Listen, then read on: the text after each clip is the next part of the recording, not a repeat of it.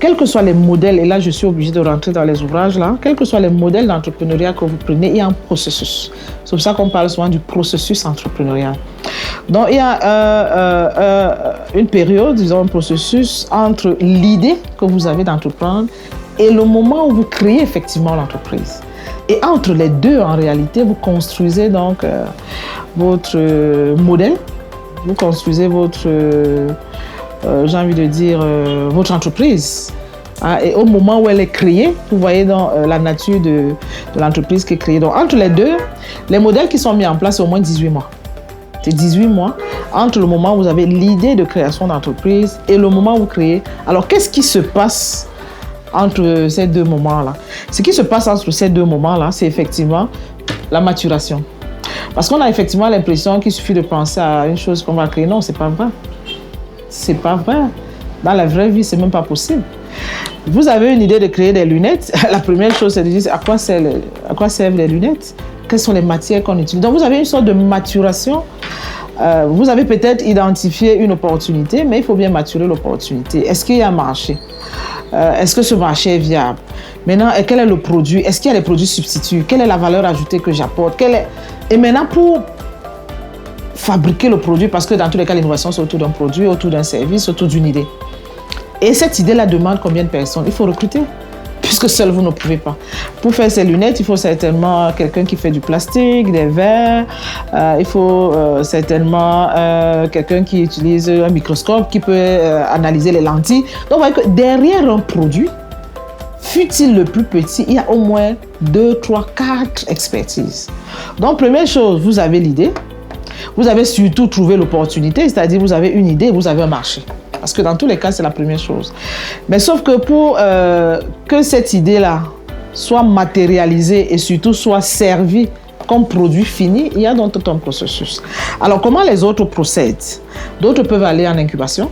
C'est pour ça que dans les pays qui sont bien structurés, il y a des instances qui permettent d'accompagner les entrepreneurs. Alors, ce qu'on a souvent observé, c'est que quand ce sont des entrepreneurs, par exemple, par nécessité, vous avez votre frère qui est nommé ministre, vous devenez fournisseur. Qu'est-ce que vous faites? Vous allez au centre de formalité de création d'entreprise, vous créez votre établissement, on vous donne un marché, vous allez exécuter. En fait, vous n'êtes pas entrepreneur parce que je ne sais pas ce que vous avez inventé.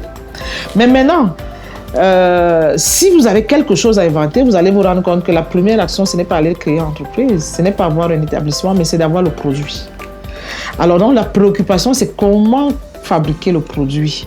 D'où vient le produit? Comment ce produit va se mettre en mouvement? Alors, s'il faut aller de manière, j'ai envie de dire, structurée, vous avez l'idée, la première chose, c'est qu'il faut protéger l'idée.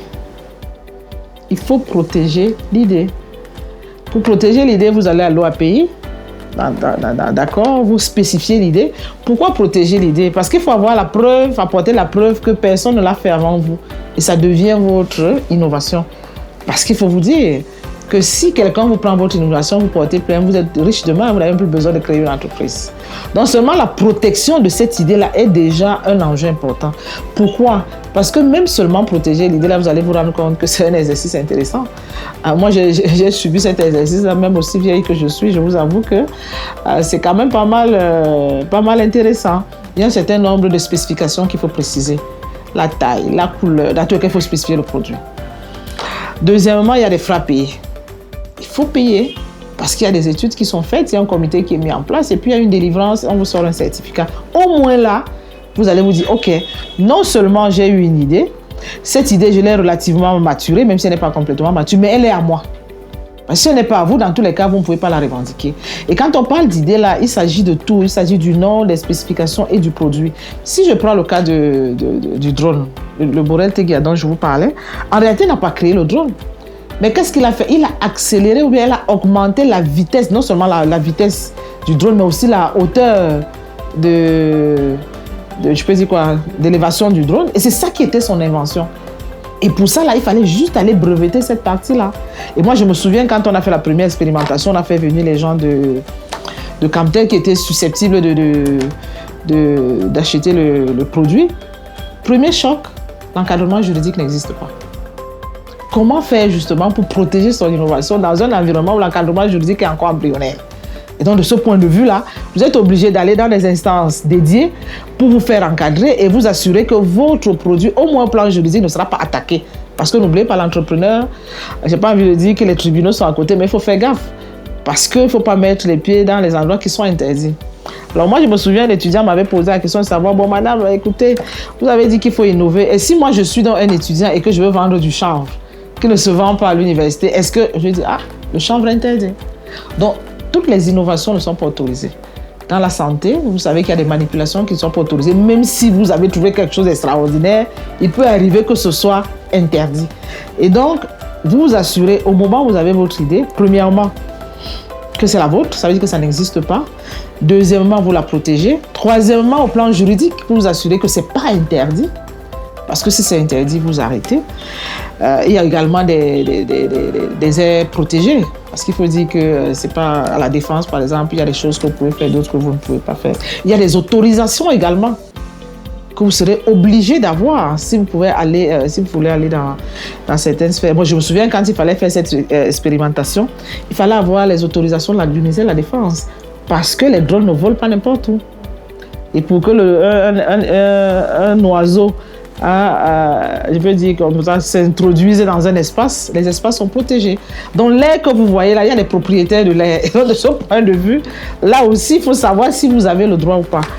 Mais au-delà de cela, vous allez vous rendre compte que si vous êtes dans une innovation, quelle qu'elle soit, si c'est vraiment une innovation, s'il y a une valeur ajoutée, vous avez besoin d'expertise, parfois vous avez besoin de laboratoire, parfois vous avez besoin d'être accompagné, donc vous avez besoin d'une équipe. Première chose, il faut également avoir des compétences de gestion des équipes. Même si vous êtes ingénieur, vous allez être obligé de gérer votre équipe avec des hauts, des bas, etc. Et moi, je me souviens, pour prendre encore cet exemple qui m'avait bien marqué, pour produire les spécimens, il fallait commander le matériel de la Chine. Il faut avoir de l'argent. Il a fait un crowdfunding, il faut mobiliser les sous. Et là, il n'avait même pas encore créé l'entreprise. Donc, vous voyez qu'à toutes ces étapes-là, les 18 mois vous servent vraiment à travailler, à mobiliser des fonds, à intéresser les gens, à protéger votre invention et maintenant à construire finalement aussi le modèle économique. Quel est le modèle économique que vous mettez en place? Comment est-ce que vous allez générer les bénéfices? Quel est le marché que vous allez desservir? L'année 1, l'année 2, l'année 3, et puis vous allez faire des études de faisabilité que vous n'avez peut-être pas appris à faire, mais qui seront indispensables. Parce qu'il faut avoir un projet bancable. Et arrivé dans ce projet, au niveau du projet bancable, vous allez, si vous avez la chance, vous avez les business angels qui peuvent vous aider, ou sinon vous allez à la banque. Mais maintenant, pour que la banque vous accompagne, il faut qu'elle trouve un intérêt, il faut que votre produit soit également viable, ou alors l'État. Parce que de ce point de vue, il faut dire l'entrepreneuriat n'est pas un secteur, rentable pour les banques, ce qui fait que les États accompagnent les entrepreneurs. C'est pour ça que les États mettent en place des fonds, les États mettent en place des instances. Vous avez l'agence de promotion des PME, vous avez la direction des PME, vous avez les centres de formalité des entreprises, vous avez les incubateurs publics, privés et universitaires qui permettent effectivement de vous aider à grandir dans votre idée avant de créer l'entreprise. J'ai envie de vous dire, quand vous décidez vraiment de créer une entreprise, il faudrait que tout ce travail intellectuel et conceptuel soit déjà relativement bien fait, mais ça ne veut pas dire que vous allez réussir pour autant. Ce sont au moins des précautions minimales pour vous permettre d'exister sur le marché. Parce que exister sur le marché, là, c'est aussi une autre paire de manches. Parce que là, il faut faire vraiment une différence entre vos compétiteurs, vos partenaires. Il faut bâtir un projet d'entreprise et puis vous lancer sur le marché. Après, c'est vraiment l'aventure, une belle aventure qui a ses hauts, qui a ses bas, qui a ses difficultés. Et surtout ses succès. Mais surtout, n'oubliez pas de fêter vos petits succès. Un succès vaut un autre. Il n'y a pas de petits succès en entrepreneuriat. Vous savez, la littérature ne ment pas sur ce coup. C'est que près de 50% d'entreprises vont disparaître avant le 5e anniversaire. Ça là. Et quand on dit 5e anniversaire, vous comprenez qu'atteindre 5 ans, c'est déjà un challenge. Dans la maturité, très souvent, c'est après 5 ans. On estime que vous avez à stabiliser les process parce que pour exister pendant 2 ans, c'est déjà un challenge. Si vous y arrivez après 5 ans, j'ai envie de dire que vous avez déjà maturé. Et si vous restez sur le marché, vous avez déjà beaucoup appris. Donc, c'est entre 3 et 5 ans. La réalité, c'est que lorsque vous avez un produit, c'est la marque que vous travaillez, c'est la marque qu'on achète. On n'achète pas à votre sourire ou quoi que ce soit. C'est que vous avez apporté quelque chose, une valeur ajoutée. Et c'est justement la pérennité de cette marque-là qui est un challenge important. Je prends souvent l'exemple d'Arthur Zang. Je ne sais pas si vous le connaissez, celui qui a créé le cardiopathe. Je l'ai suivi au début. Je ne sais pas ce qu'il est devenu maintenant, mais je sais qu'il a eu beaucoup de prix parce qu'il faut dire également qu'en tant qu'entrepreneur, où est-ce qu'on trouve de l'argent? On trouve l'argent autour effectivement des prix. Alors, lorsque vous avez une invention, vous êtes récompensé et cet argent permet effectivement de construire l'entreprise, de construire le modèle, de construire également l'infrastructure parce qu'il faut dire que l'entreprise existe, l'entreprise est située. Et si vous êtes dans des domaines industriels, par exemple, il vous faut des machines, et très souvent, ces compétitions-là vous permettent d'avoir accès justement à des prix, vous permettent d'avoir accès également à des exonérations éventuelles. Vous avez le prix Paul Biya, je pense, que l'entrepreneur Tanti avait eu, je me souviens. Il y a également des fondations. Il y a des fondations également. Voilà, Castel, Orange, etc. Pour la musique, vous avez le prix RFI. L'avantage de ces prix, c'est que ces institutions vous aident à augmenter votre visibilité et donc avoir du marché, avoir un marché. Et puis, lorsque vous êtes dans des innovations réelles, le marché n'est pas réduit au marché local. Ça, c'est intéressant. Le marché est ouvert, mais je vous dis, la contrefaçon est vite venue. Si vous ne faites pas attention, il faut non seulement protéger et puis réinventer, et puis voir comment desservir également les marchés. Mais dans tous les cas, les gains, c'est les 2 premières années. Après la 3e année, les concurrents entrent, soit des concurrents directs au sens où ils produisent ils offrent le même produit, soit des produits substituts. Et parfois des produits substituts moins chers. Donc de ce point de vue, je ne sais pas si vous voyez ce qui se passe actuellement dans les matériaux là. La marque Total qui est venue avec des matériaux alternatifs par rapport à que ce soit les catcheurs, que ce soit ils ont cassé les prix complètement. Pour le même service, vous avez à moitié prix, parfois le tiers du prix. Vous voyez que si vous avez mis beaucoup d'argent, après 3 ans, si vous n'êtes pas rentré dans vos fonds, vous allez rester avec des intrants élevés, les prix élevés, mais dans tous les cas, vous allez perdre de l'argent parce que vous allez perdre le marché. Et quand nous sommes dans un marché concurrentiel comme c'est le cas, j'ai envie de dire, la concurrence fait baisser les prix. Et donc, de ce point de vue, il faut également jouer avec tout ça.